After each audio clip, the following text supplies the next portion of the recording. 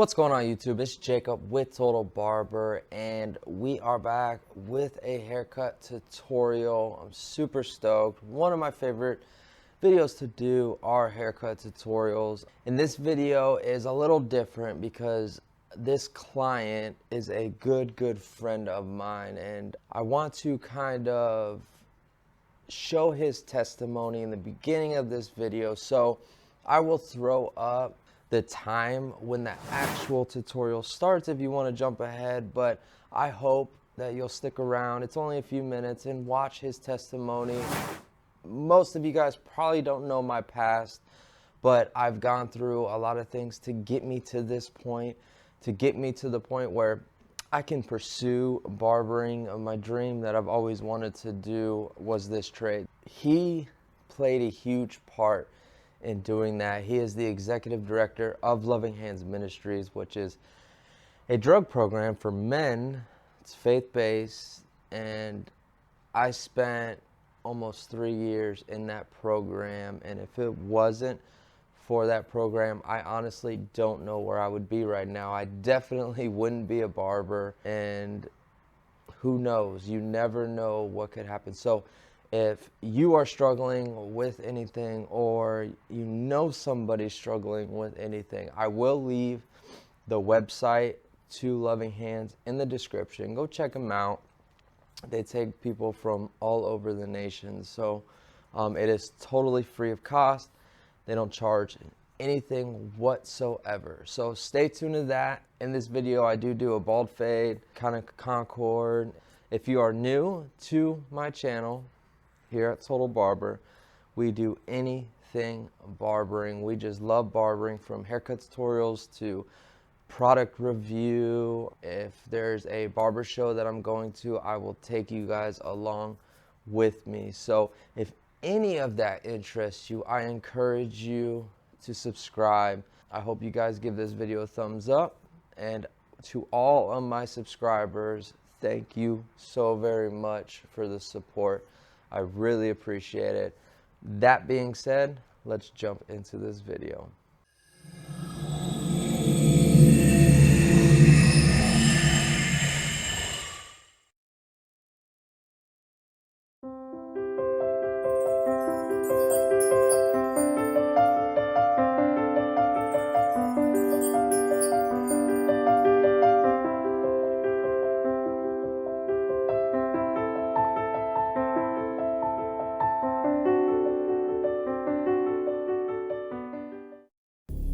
I first started using drugs when I was 12 years old, and it started with smoking marijuana before I'd even tried my first cigarette. I just wanted to party. I didn't care about not graduating school or having bad grades or even a criminal record. I think maybe I thought I was invincible. Slowly over the years to where I was doing pills and acid, and then by 18 years old I got introduced to my first opiates, painkillers, which progressed within 2 years rapidly into using heroin. I do remember many times saying, I'll never shoot up. I will never shoot up. It started with I'll never do heroin. Through snorting it, I still said I will never shoot up, where eventually I was shooting up heroin on a daily basis. I had found myself in jail for multiple times, and I still never understood that I was a drug addict. My pride did not want to let me admit that.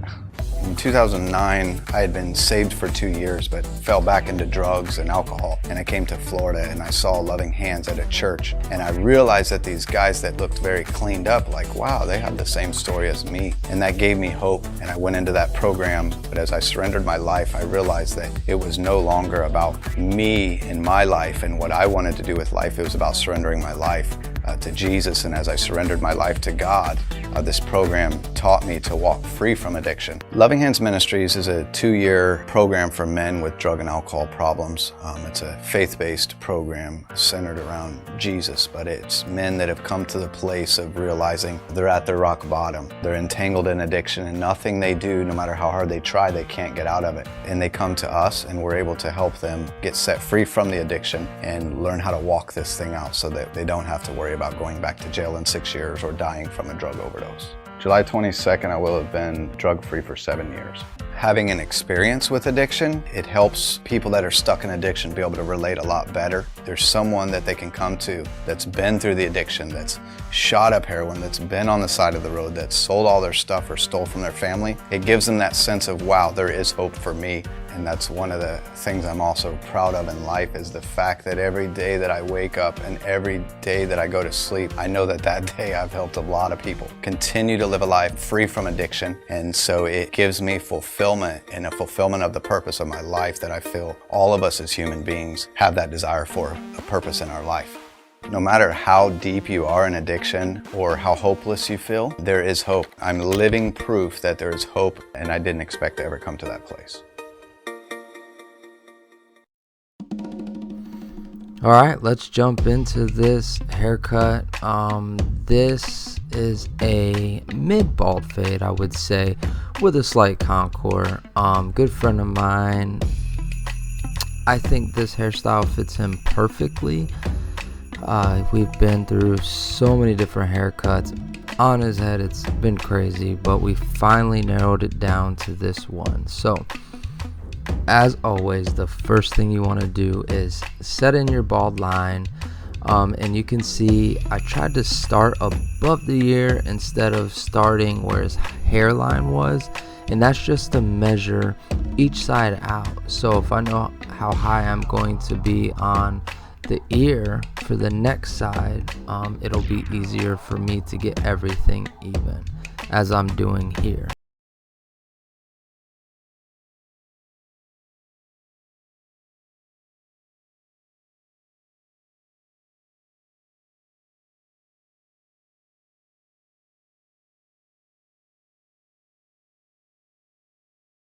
After you got your bald line set in and you got it even, and you are satisfied with it, because your bald line is the most important. It is the base, the foundation of your haircut. You want to go ahead and grab your clippers and put no guard on it and open your lever. I just showed you, you got to have the lever all the way open. Go up and set a guideline about 1/4 to 1/2 inch up. And what I always do, you don't have to do this, but I do this.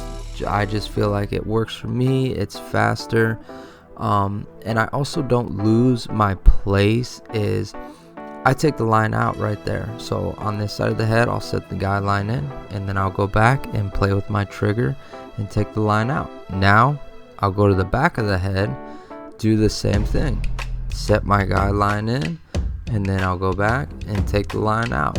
So that's just something I do. It's easier for me. You don't have to do it. It's just a tip.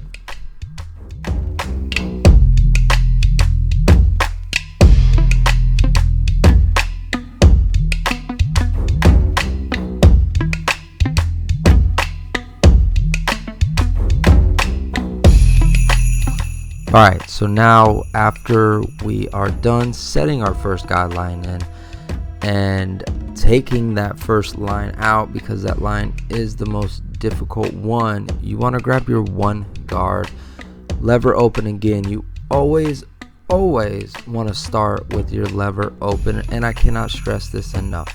Always start with your lever open.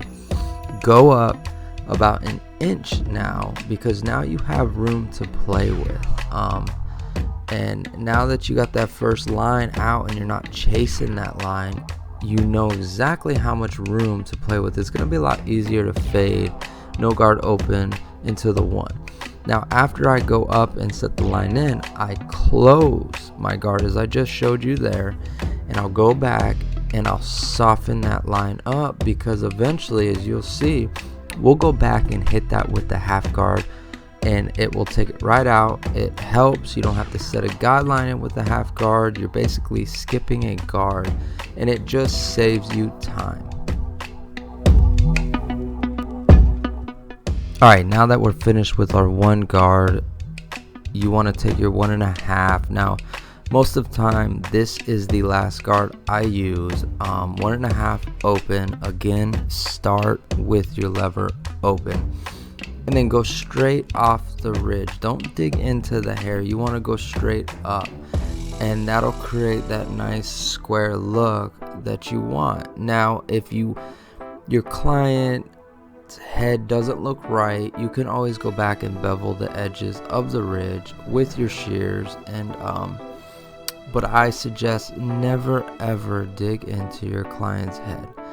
Now on this side, I'm just going to show you quickly that I'm going to start fading down now. After I did the 1.5 open and then closed the 1.5 to knock the line out, I took my 1 open and just cleaned some things up. Now I'm jumping down to the half guard, and this is where the fade comes together. We're going to take that line out, and it might not look like it, but I am using my corners. I'm adjusting, the lever. I highly suggest always start with your corners, especially with short hair, because you're not so committed. If it's too short, you can adjust, but if you're using the full blade when you're doing the half guard or no guard, you're committed. You're setting in another line. So I suggest that. But this is basically the steps, man. It is really, really simple steps that can really help your fade. Now I'm just gonna go back and detail this side, and then we're gonna do the same thing to the next side and to the back, and your fade's done. I mean, I can probably do Joe's haircut in 25 minutes easy, maybe even less with detailed work. I've done it so much and I have my system down.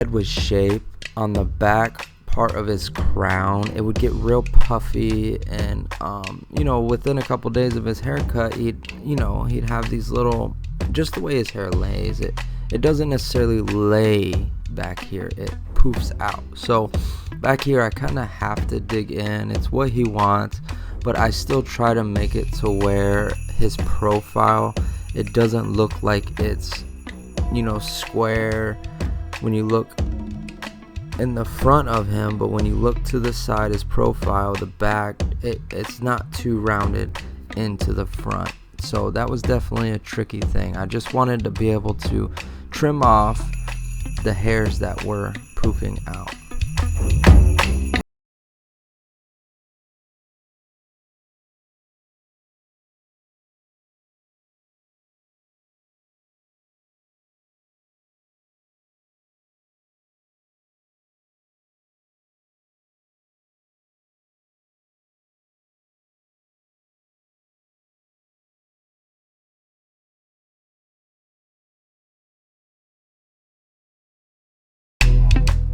Alright, so now that we finished the clipper portion, now I will go back in detail, and I encourage that tremendously. If you have an appointment and you set aside 40 minutes for that appointment, and it only takes you 25 minutes to do the haircut, don't just kick the client out of the chair and move on and go sit on your phone while you're waiting for your next appointment. I encourage you to make the best out of that time. Go back in detail and make the client feel like you are really putting in the work that he's paying for, that you are paying attention to what he wants, that you really want him to walk out of the shop with the best possible haircut you can give him. So that being said, I will go back in detail. Right now I'm just doing a little shear over comb around the ridge of his head. I'm a big fan of shear over comb. Not the greatest at it. I'm definitely learning and practicing myself, but I just think it adds just something to the ridge that just makes it look so good. I really encourage you guys to practice your shear over comb and do it. I do it every cut. So after we're done with that, we're gonna wet down the hair and we're gonna take some length off. Not too much. He kind of does like a frohawk style. So kind of want to use the center of his head as the highest point and then taper it into the sides.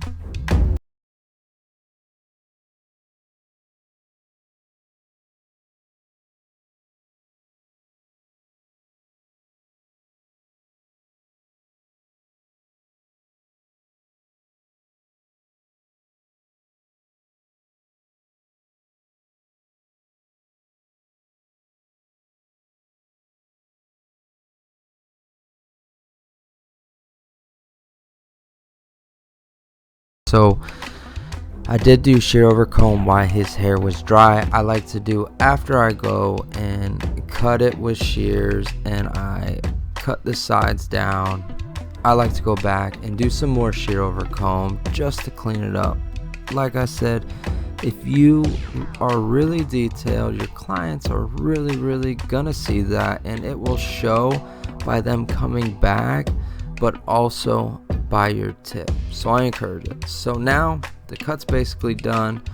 We're gonna blow dry, we're gonna style, and yeah, that's basically it. So I really appreciate all of you guys watching. These are some of my favorite videos to do.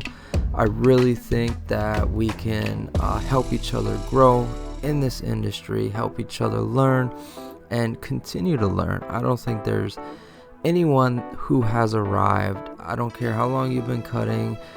I believe really good barbers, they will honestly tell you that it doesn't matter how long, that they learn every single day. So again, thank you so much. If you have liked this video and you're not subscribed already, I encourage you to subscribe. Like I said in the beginning of the video, Total Barber, we basically do anything barbering and we love anything barbering. So I appreciate it. Give this video a thumbs up and we'll see you next time.